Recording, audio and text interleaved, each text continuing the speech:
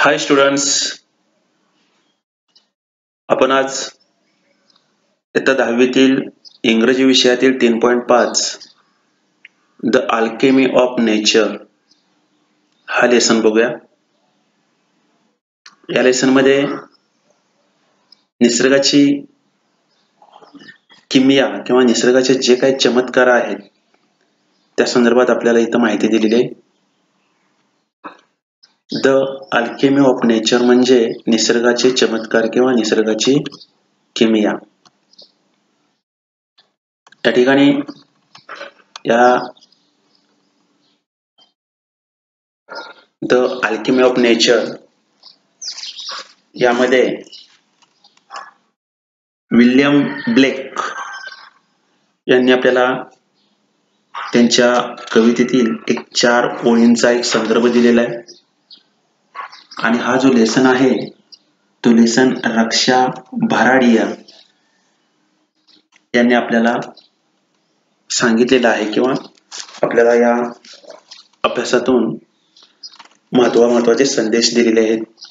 निसर्गाचे काय चमत्कार आहेत, म्हणजे एखादी छोटी गोष्ट जरी असेल तर ती मोठी होऊ शकते, म्हणून आपण कधीच हारू नये अशी या ठिकाणी संदेश दिलेला आहे. The alchemy of nature.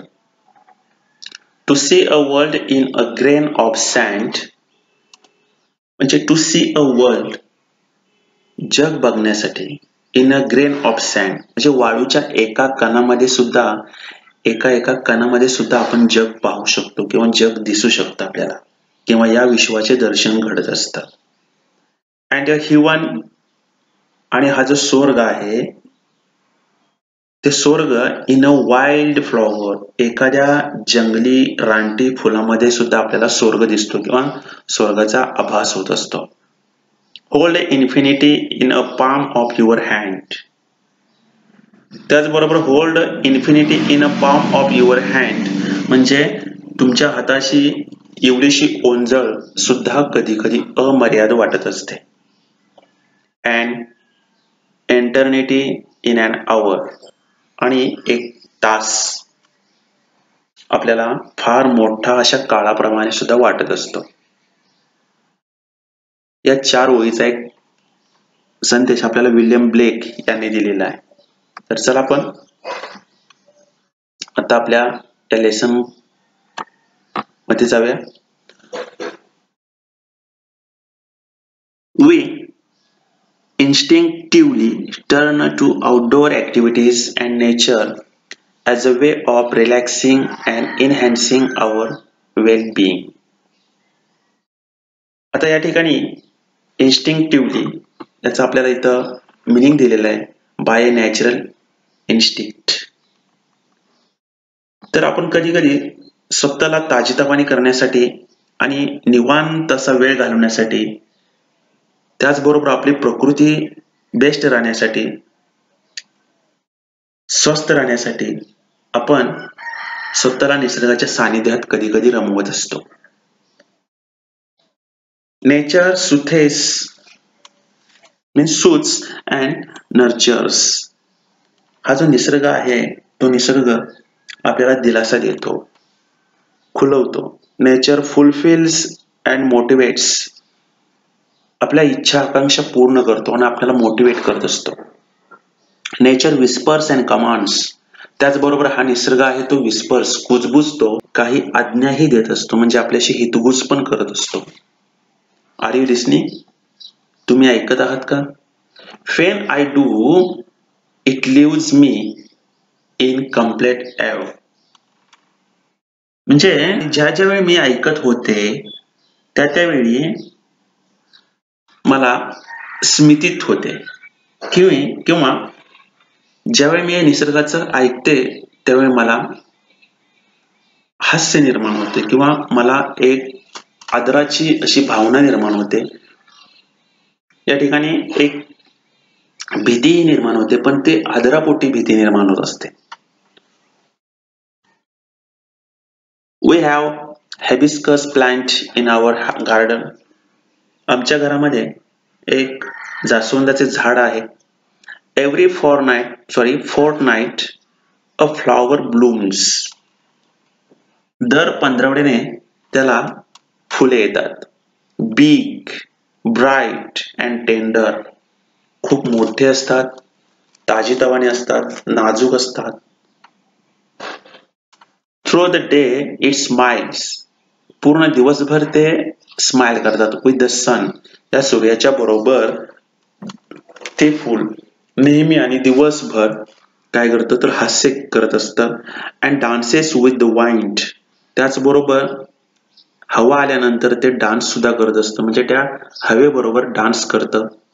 But as evening approaches, आणि जशी संध्याकाळ येते, इट स्टार्ट वाईल्टिंग, आणि हळूहळू त्याचं काय होतं त्या ठिकाणी ड्राईंग अँड ड्रुपिंग, म्हणजे ते हळूहळू कोमेजत जातं.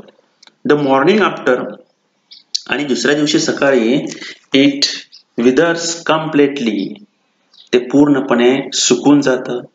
अँड बाय इव्हिनिंग, आणि संध्याकाळच्या वेळी it falls and became one with the earth again, आणि दुसऱ्या दिवशी संध्याकाळपर्यंत ते खाली पडतं आणि मातीमध्ये पुन्हा एकजीव होऊन जातं. The flower comes in life only for a day, आणि जे फूल असतं ते फूल फक्त एका दिवसासाठी जन्म घेतं.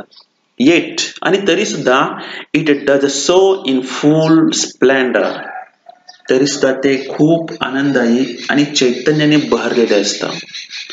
What if we too lived our life however short to its fullest, आणि आपलं हे जे आयुष्य आहे आपल्या बाबतीत सुद्धा, आपलं आयुष्य छोटं असून सुद्धा मग आपण परिपूर्णतेने का जगू नये.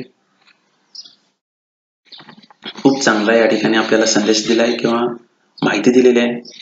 Second paragraph. We went a rocky beach and saw a spread of the majestic ocean and the rocks alongside carved, sculpted and shaped by the water.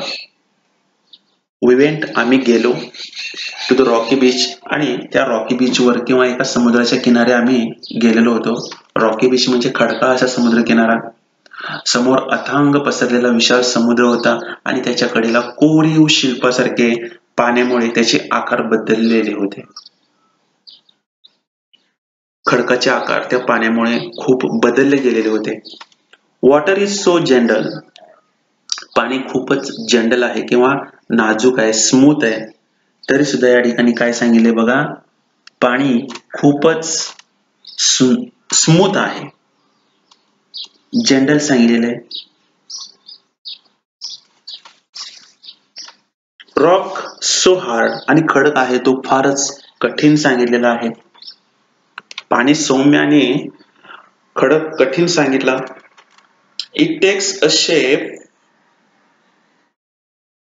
okay, yet as the water flows over the every day for years the rock gives in, आणि तरी सुद्धा ते पाणी त्या खडकांवर आदळतंय, रोज आदळतंय, आणि असंच वर्षानुवर्षे ते पाणी त्या खडकांवर आदळतं आणि रॉक गिव्स इन, आणि त्या खडकाला एक वेगळा कलर किंवा वेगळा आकार मिळतोय.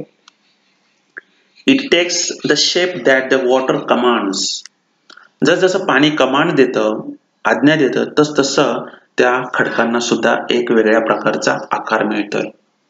आवर प्रॉब्लेम्स आर सो कोलोजल, आपले प्रॉब्लेम सुद्धा फार मोठे आहेत, प्रचंड आहेत. अँड तरी सुद्धा वी आर सो स्मॉल, आणि आपण तर फारच छोटे आहोत. येट इफ वी परसिस्ट, तरी सुद्धा जर आपण असं टिकून राहिलो तर, म्हणजे त्या प्रॉब्लेम्सवर पुन्हा पुन्हा चर्चा करण्यापेक्षा आपण त्यामध्ये टिकून राहणं गरजेचं आहे. We saw small bits of grass peeping through the small cracks in a concrete pavement. एका पादचारी मार्गावर एका ठिकाणी स्मॉल क्रॅक्स होते, म्हणजे सिमेंट होतं, कॉन्क्रीट होतं, आणि त्याच्यामध्ये छोट्या छोट्या क्रॅक्स गेलेल्या होत्या, चिरा होत्या, आणि त्या चिरामधून एक गवताची काडी अशी पिपिंग झालेली होती, म्हणजे अशा एका कॉन्क्रीटच्या फुटपाथच्या भेगांमधून एक गवताचे लहान लहान तुरे डोकावताना मी पाहिले किंवा आम्ही पाहिले आणि इट फेल्ट अस थिंकिंग, आणि त्या प्रसंगाने किंवा त्यामुळे मला विचार करावा लागला. However impossible things may look, there is always an opening. तर या ठिकाणी एखादी गोष्ट कितीही अशक्य असली तरी कुठून ना कुठून त्याला निश्चितपणे मार्ग असतो. म्हणजे कॉन्क्रीट मधून गवत उगवणारच नाहीये, परंतु ज्यावेळी चिरा पडल्या त्यावेळी ते गवत वर उगवून आलं. याचा अर्थ किती जरी प्रॉब्लेम्स असतील, किती जरी अवघड गोष्टी असतील, तरी त्याला कोणता ना कोणता मार्ग असतोच. We saw tree bare of all leaves in the cold winter months. आपण बघतोच किंवा आपण बघितलेलंच आहे की हिवाळ्यामध्ये झाडांची पाने पूर्णपणे गळून जातात. आणि काय होतं, we thought its chapter was over. आणि जणू काय त्या ठिकाणी त्याचा चॅप्टर पूर्णपणे संपलेलंच आहे, जणू काय ते झाड वाळूनच गेलेलं आहे. बट 3 months passed, आणि 3 महिने झाल्यानंतर किंवा 3 महिने उलटून गेल्यानंतर स्प्रिंग सेट इन, वसंत ऋतू तयार होतो किंवा वसंत ऋतू लागतो. And the tree was back to its green majesty once again full of leaves. आणि ज्यावेळी स्प्रिंग म्हणजे वसंत ऋतू येतो आणि त्या वसंत ऋतूमध्ये पुन्हा त्या झाडाला फार अशी पाने येतात आणि ते झाड पुन्हा एकदा पानाने भरून हिरवगार आपल्याला दिसत असतं. फुल of the leaves, flowers, birds and life. आणि त्या झाडावर पुन्हा फ्लॉवर्स येतात, पक्षी येतात आणि त्या पक्ष्यांचं आयुष्य त्या झाडावर राहत असतं. त्याचबरोबर फळे सुद्धा येत असतात. What if we too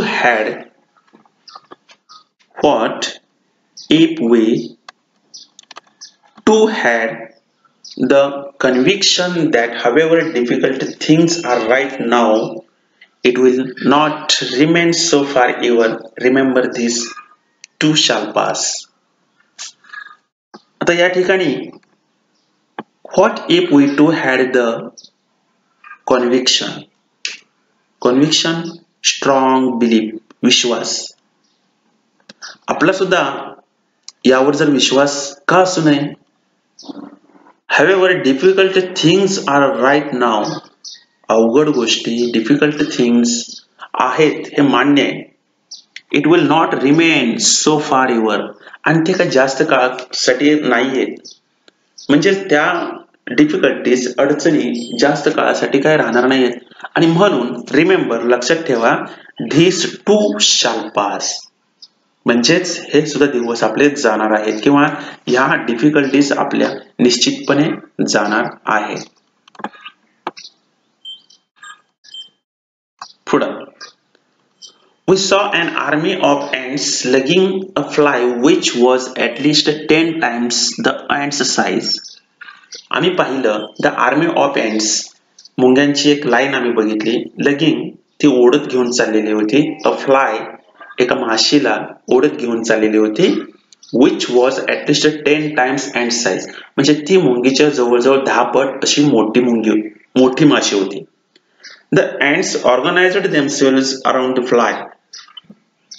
त्या मुंग्या होत्या, त्या मुंग्या त्या फ्लायच्या अवतीभोवती सगळ्या जमलेल्या होत्या. त्याचबरोबर पुढे काय सांगितलं, The ants organized themselves around the fly, lifted it on frail feelers. आणि त्यांनी त्या माशीला लिफ्ट केलं, उचललेलं होतं. फ्रेल फिलर्स म्हणजे त्यांच्या नाजूक अशा पायांनी त्याला माशीला उचललेलं होतं. And carried it to the quite a distance, आणि काही अंतरावर त्या माशीला त्यांनी कॅरी केलेलं होते किंवा उचलून घेऊन गेले होते.